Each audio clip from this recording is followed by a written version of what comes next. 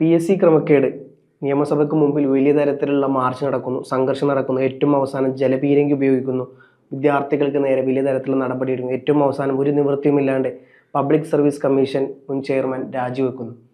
തെറ്റിയിരിക്കേണ്ട, ഇത് പറഞ്ഞു വരുന്നത് നമ്മുടെ കേരളത്തിലെ കാര്യമല്ല, ജാർഖണ്ഡിലെ കാര്യമാണ്.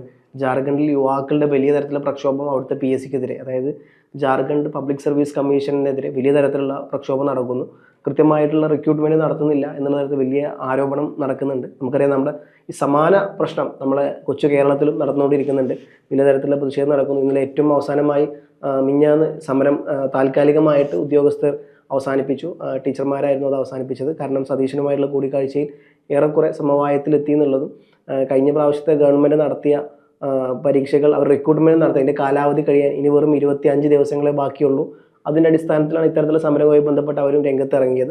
ഏറ്റവും അവസാനം സതീശനും അതുപോലെ തന്നെ ഉന്നത വിദ്യാഭ്യാസ വകുപ്പ് മന്ത്രിയുമായിട്ടുള്ള പല കൂടിക്കാഴ്ചകൾ നടത്തും. കാരണം BA ഇംഗ്ലീഷ് ഇത്തരത്തിലുള്ള കോളേജുകളിൽ പഠിപ്പിക്കേണ്ട അസിസ്റ്റൻറ്റ് പ്രൊഫസേഴ്സ് അടക്കം 7ാമത് റാങ്ക് കിട്ടിയ ആളടക്കം പുറത്ത് നിൽക്കുന്നു. ഇത്തരത്തിൽ വലിയ ആരോപണം നടക്കുന്നു. പക്ഷേ അപ്പോഴും റിക്രൂട്ട്മെൻറ്റ് നടത്തിയിട്ടുണ്ടായിരുന്നു. എന്നിരുന്നാൽ പോലും കേരളത്തിൽ അത് സംസ്ഥാന സർക്കാർ ഏറ്റെടുക്കുന്നു. അവരെ റിക്രൂട്ട്മെൻറ്റ് അവർക്ക് വേണ്ട കാര്യങ്ങൾ ചെയ്തു കൊടുക്കും എന്ന് പറയപ്പെടുന്നു.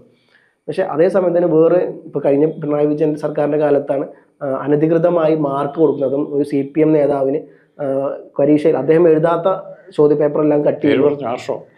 അല്ല, ആർഷോടെ അല്ല, മറ്റൊരു PSCയിൽ ഒരു ക്രമക്കേട് നടന്നുള്ള വാർത്ത അടുത്ത് വന്നായിരുന്നു. അതിൽ പ്രധാനപ്പെട്ട പറഞ്ഞ ആരോപണം PSCയിലെ ഏറ്റവും മുതിർന്ന തസ്തികയിലോട്ടാണ് എക്സാം നടന്നത് എന്നുള്ളതും മാത്രമല്ല, അതിൽ അദ്ദേഹം എഴുതാത്ത ചോദ്യങ്ങൾ അതേപോലെ വെട്ടിക്കളഞ്ഞു എന്നുള്ളതും, അതുമായി ബന്ധപ്പെട്ട് അന്വേഷണ കമ്മീഷനെ കേരള ഗവൺമെൻറ് തന്നെ വെച്ചു എന്നുള്ളത് വലിയ തരത്തിലുള്ള ക്രമക്കേട് പ്രാഥമികമായി കണ്ടെത്തിയിട്ടുണ്ട് എന്നുള്ളത് കൃത്യമാണ്. അപ്പം ഇനിയുള്ള ചോദ്യം ഈ പറഞ്ഞ പോലെ ജാർഖണ്ഡ് ഗവൺമെൻറ് കാണിച്ച ആ ഒരു നിലപാട്, അതായത് അവിടുത്തെ PSC ചെയർമാനെ അവർ പുറത്താക്കുന്നു, അദ്ദേഹം പലതരത്തിലുള്ള നടപടികൾ സ്വീകരിച്ച് മുമ്പോട്ട് പോകുന്നു. ഇത്തരത്തിൽ കേരളത്തിലും ചെയ്യപ്പെടുമോ എന്നുള്ള വലിയ സംശയം. കാരണം കഴിഞ്ഞ 10 വർഷമായിട്ട് PSCയിൽ വൻ തരത്തിലുള്ള തട്ടിപ്പ് നടന്നിട്ടുണ്ട്. കുറേയൊക്കെ പാർട്ടിക്കാരെ കയറ്റുന്നു. എനിക്ക് പലപ്പോഴും തോന്നിയിട്ടൊരു കാര്യം, PSCയിൽ കൃത്യമായിട്ട് ആൾക്കാരെ റിക്രൂട്ട്മെൻറ്റ് ചെയ്യാൻ പറ്റിയ ഏറ്റവും നല്ല കാര്യം, ഉദാഹരണത്തിന് ഞാനൊരു PSCയുടെ പരീക്ഷ കണ്ടക്ട് ചെയ്യുന്നു. അതിനുശേഷം അതിൻ്റെ കാലാവധി ഒരു 3 വർഷം വരെ വെക്കുന്നു. 3 വർഷം കഴിഞ്ഞിട്ട് പിന്നെ ഒരു 6 മാസം വരെ എക്സ്റ്റെൻഡ് ചെയ്യാം. എന്നിട്ട് പിന്നെ നടത്താണ്ടാകുമ്പോൾ താൽക്കാലികമുള്ള ആൾക്കാരെ നോക്കും. താൽക്കാലികം വർക്ക് ചെയ്യുന്ന ആൾക്കാരുണ്ടാവും PSCയിൽ. എന്നിട്ട് അവരെ നേരിട്ട് ഇൻ്റർവ്യൂ നടത്തുന്നു, നേരെ പെർമനൻ്റ് ആക്കി മാറ്റുന്നു. ഇത് CPM ചെയ്യുന്ന സ്ഥിരം പരിപാടിയാണ്. അപ്പം എന്തായാലും അതിലൊരു അറുതി ഈ ഗവൺമെൻറ് വരുമ്പോൾ ഉണ്ടാവും എന്ന് വിചാരിക്കുന്നു. എങ്ങനെയാണ് സാറ് ഈ സാധനം കാണും? ജാർഖണ്ഡിലെ ഈ PSCയുടെ പ്രക്ഷോഭവുമായി ബന്ധപ്പെട്ട് യുവാക്കൾ നടത്തുന്ന മാർച്ചും കേരളത്തിലെ PSCയിലെ പ്രതിസന്ധിയും അതുപോലത്തുള്ള മാർക്കിൻ്റെ വേണ്ടപ്പെട്ടവർക്ക് മാർക്ക് കൂട്ടിക്കൊടുക്കുന്നു, ഇക്കാര്യങ്ങൾക്ക് എങ്ങനെ സാറ് കാണുന്നത്? നമ്മൾ ആദ്യം അറിഞ്ഞിരിക്കുക, വിദ്യാഭ്യാസ രംഗത്തിൻ്റെ കാര്യത്തിലും അതിൽ പരീക്ഷാ നടത്തിപ്പിൻ്റെ കാര്യത്തിലൊക്കെ ഇന്ത്യയിലെ നമ്പർ 1 സ്റ്റേറ്റാണ് കേരളം എന്ന് നാം എപ്പോഴും അഹങ്കരിക്കാറുണ്ട്. ഇപ്പോൾ 2 സംഭവങ്ങൾ കേരളത്തിലെ PSCയുമായിട്ട് ബന്ധപ്പെട്ട ഇഷ്ടംപോലെ ആരോപണങ്ങൾ വന്നുകൊണ്ടിരിക്കുന്നു. പലതരത്തിലും ഉയർന്ന പോസ്റ്റിലേക്കും താഴത്തെ പോസ്റ്റിലേക്കും നിയമനം നടത്താതിരിക്കുക, ടെമ്പററി ആയിട്ട് നിയമിക്കുക, നിയമനം നടത്തുന്നതിൽ തന്നെ ചോദ്യപേപ്പറുകളുടെ വാല്യുവേഷനിൽ ഗുരുതരമായ കൃത്രിമത്വം കാണിക്കുക, ഇങ്ങനെ പല ആരോപണങ്ങളുണ്ട്. ഇവിടെ യാതൊരു പ്രക്ഷോഭവും കാര്യമായിട്ടുണ്ടായിട്ടില്ല. അത് ഇപ്പോൾ പ്രക്ഷോഭം നടത്തേണ്ടത് ശരിക്കും SFIയും DYFIയുമാണ്. അവരനങ്ങുന്നില്ല. ഇപ്പോഴത്തെ നമ്മുടെ കേരളത്തിൻ്റെ PSC ഓഫീസിൻ്റെ മുമ്പിലേക്ക് പോയി കഴിഞ്ഞാൽ, പട്ടത്തെ ഓഫീസിൻ്റെ മുമ്പിൽ ചെന്ന് കഴിഞ്ഞാൽ ഒരു മൈതാനത്തിൻ്റെ അല്ലെങ്കിൽ ഒരു പാർക്കിൻ്റെ മുമ്പിൽ ചെന്ന് നിൽക്കുന്ന പ്രതീതിയാണ്. പക്ഷേ ഇന്നലത്തെ ചിത്രം വരുന്നത്, ജാർഖണ്ഡിലെ ചിത്രം വരുന്നത്, റാഞ്ചിയിൽ നിന്നുള്ള ചിത്രം കാണിക്കുന്നത് ബാരിക്കേഡും ബാർബിഡ് വയറും വെച്ച് കുട്ടികളെ അവരെ സപ്പോർട്ട് ചെയ്യുന്നവരെ അടിച്ചോടിക്കുന്ന റാഞ്ചി പോലീസിനെയാണ് കാണിക്കുന്നത്. സമരത്തിന് വന്ന എന്തുകൊണ്ട് ഇങ്ങനൊരു പ്രക്ഷോഭം കേരളത്തിൽ PSCക്കെതിരായി ഒരു സംഘടനയും നടത്തിയിരുന്നില്ല എന്നുള്ളത് തന്നെയാണ് ഈ ഒരു വിഷയത്തിൽ എല്ലാവരും ഒരു ഉദാസീനത കാണിക്കുന്നു. ഇനി ഒന്നുകൂടെ പറയാം, ഇപ്പം PSC പോലുള്ള സ്ഥാപനങ്ങളെ, KSRTC, ഇലക്ട്രിസിറ്റി ബോർഡ്, ഇങ്ങനെയുള്ള സാധനങ്ങളെ വെള്ളാനകൾ എന്നാണ് പറയുന്നത്. അതിലൊരു പ്രധാന വെള്ളാനയായിട്ട് ഇപ്പോൾ PSC പണ്ട് ആ ഗ്രൂപ്പിലുണ്ടായിരുന്നില്ല. പക്ഷേ കഴിഞ്ഞ 10 വർഷം കൊണ്ട് ആ ഗ്രൂപ്പിൽ ഏറ്റവും മുന്തിയ സ്ഥാനം നേടാൻ കേരളത്തിലെ KPSCക്ക് സാധിച്ചിട്ടുണ്ട്. റാഞ്ചിയിലെയും ജാർഖണ്ഡിലെ PSC മോശമല്ല, പക്ഷേ അവിടെ 5ഉം 4ഉം മെമ്പർമാരും ഒരു ചെയർമാൻ ഉൾപ്പെടെ 5 പേരാണ് ജാർഖണ്ഡിലുള്ളത്. അവർക്ക് കൊടുക്കുന്ന ശമ്പളം എത്രയുണ്ടെന്നൊന്ന് ആലോചിച്ച് നോക്കാൻ പറ്റും. ഇവിടെ 21 പേരാണ് KPSCയിലുള്ളത്. എന്നിട്ടും ടെമ്പററിക്കാരെ കൂടുതൽ എടുത്തുകൊണ്ടിരിക്കുകയാണ്. അപ്പോൾ ഇവിടെ നമ്മൾ കാണേണ്ടത്, ഇവിടെ PSC എന്ന് പറയുന്ന ഒരു വെള്ളാനയാണ്. ജാർഖണ്ഡിലും ആ PSC അവിടുത്തെ നിലവാരത്തിൽ വെള്ളാനയായിരിക്കും. പക്ഷേ ഇതിൻ്റെ അകത്ത് വെള്ളാനകളുടെ ഒരു മത്സരം കേരളത്തിൽ നടത്തിക്കഴിഞ്ഞാൽ, PSC അല്ല ഇന്ത്യ മൊത്തം നടത്തിയാൽ ഉറപ്പായിട്ടും പിണറായി വിജയൻ അവകാശപ്പെടുന്നത് പോലെ വെള്ളാനകളുടെ ആ മത്സരത്തിൽ ഒന്നാമത്തെ വെള്ളാന പിണറായി വിജയൻ്റെ കാലത്തുണ്ടായിരുന്ന PSCയും അവർ നിയോഗിച്ച ബോർഡും വരുമെന്നാണ് എൻ്റെ ധാരണ. വെള്ളാനകളുടെ മത്സരം ഉണ്ടായാൽ അത് നടത്താൻ സതീശന് സാധിക്കുമോ അതോ സതീശനും വിജയം പോയ വഴിയെ പോകാനാണ് തീരുമാനിക്കുന്നത്, നമുക്കൊന്നും പറയാൻ പറ്റില്ല.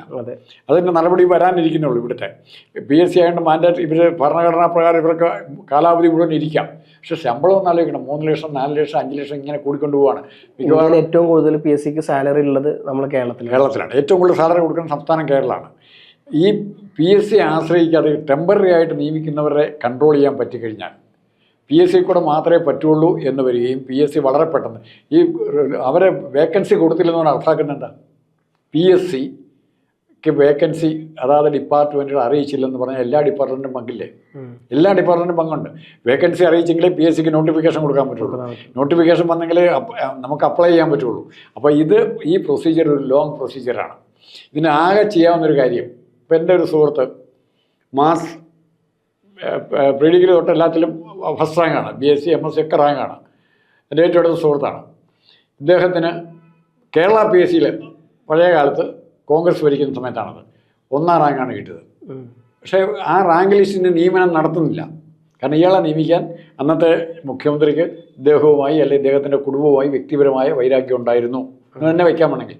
അപ്പോൾ അതുകൊണ്ട് ആ നിയമനം നടത്താതെ നീട്ടി കൊണ്ടുപോകണം. ലാപ്സാവും, 3 വർഷം മറ്റു കഴിയുമ്പോൾ ലിസ്റ്റ് ലാപ്സാവും. അപ്പോൾ ഉടനെ കോടതിയിലെത്തുകയും അദ്ദേഹത്തിൻ്റെ ഫാദർ അച്ഛൻ അറിയപ്പെടുന്ന അഡ്വക്കേറ്റായിരുന്നു. കോടതിയിലെത്തി അവസാനം കോടതിയിൽ നിന്നൊരു ഇൻസ്ട്രക്ഷൻ വന്നു, ഇത്ര ശതമാനം പേരെയെങ്കിലും ഒരു റാങ്ക് ലിസ്റ്റിൽ നിന്ന് നിയമിച്ചില്ലെങ്കിൽ ആ റാങ്ക് ലിസ്റ്റ് അസാധുവാകുകയില്ല. അപ്പോൾ സർക്കാർ വീട്ടിലായി.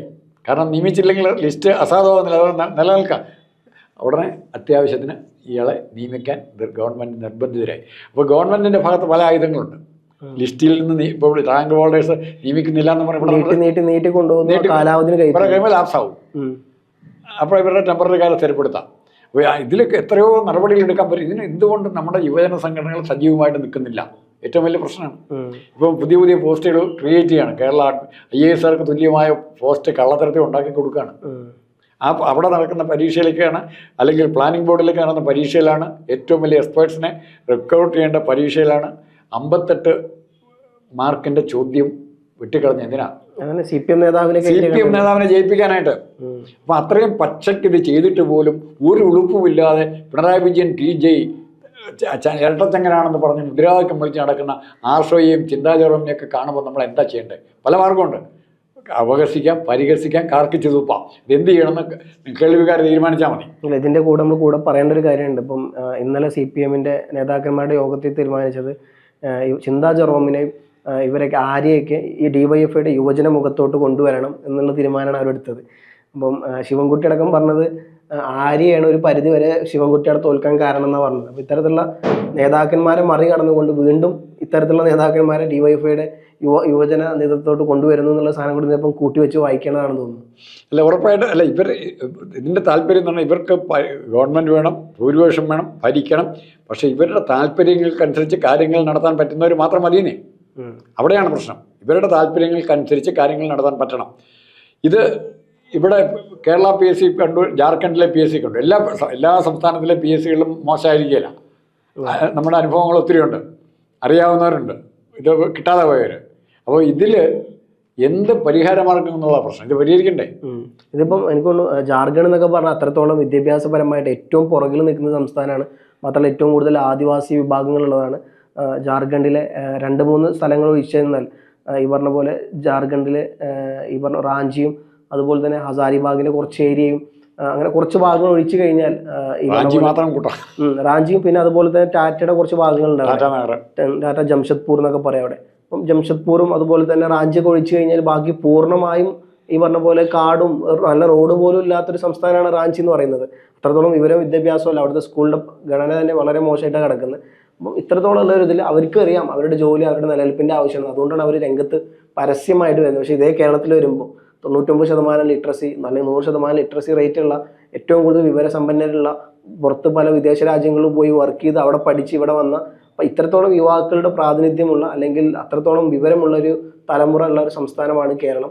ആ കേരളത്തിൽ ഇത്തരത്തിലുള്ള ഒരു വലിയ തരത്തിലുള്ള പ്രക്ഷോഭത്തിലോട്ട് കാര്യങ്ങൾ പോകുന്നില്ല എന്നുള്ളത് സാർ തന്നെ പറയുമ്പോൾ അത് സത്യമാണ്. കാരണം നമ്മുടെ നാട്ടിലെ യുവാക്കളുടെ അവസ്ഥ എന്താണെന്നുള്ളത്, പ്രത്യേകിച്ച് പ്രതിപക്ഷ പാർട്ടികളുടെ യുവാക്കൾ ഇപ്പം ആര് ഭരിക്കുമ്പോഴും, ഇപ്പോൾ CPM ഭരിക്കുമ്പോൾ കോൺഗ്രസിൻ്റെ യുവാക്കൾ അല്ലെങ്കിൽ അവരുടെ യുവജന സംഘടനയായ KS യും യൂത്ത് കോൺഗ്രസ് ഒക്കെ ചെയ്യേണ്ട സമരം, അല്ലെങ്കിൽ കോൺഗ്രസ് ഭരിക്കുമ്പോൾ CPM-ൻ്റെയും DYFI-യുടെയും യുവജന SFI അടക്കമുള്ള DYFI അടക്കമുള്ള CPI-യുടെയും AISF അടക്കമുള്ള സംഘടനകൾ പരസ്യമായി രംഗത്ത് വരേണ്ടത്. പക്ഷെ അവരാരും ഒരു രംഗത്തും കാണാനില്ല എന്നല്ല, അവരുടെ നേതാക്കന്മാർക്ക് വേണ്ടിയിട്ടാണ് ഇത്തരത്തിലുള്ള വിടുവാഴ്ത്തം അല്ലെങ്കിൽ വിട്ടുവീഴ്ച ചെയ്തിട്ടുള്ളത് എന്നുള്ളതാണ്. സ്വാഭാവികമായിട്ടും അവർക്കും പുറത്തു വരാൻ പറ്റില്ല. കാരണം ഇത് പുറത്തു വന്നു കഴിഞ്ഞാൽ അവരെന്നെ അകത്താക്കാൻ പോകുന്നത്.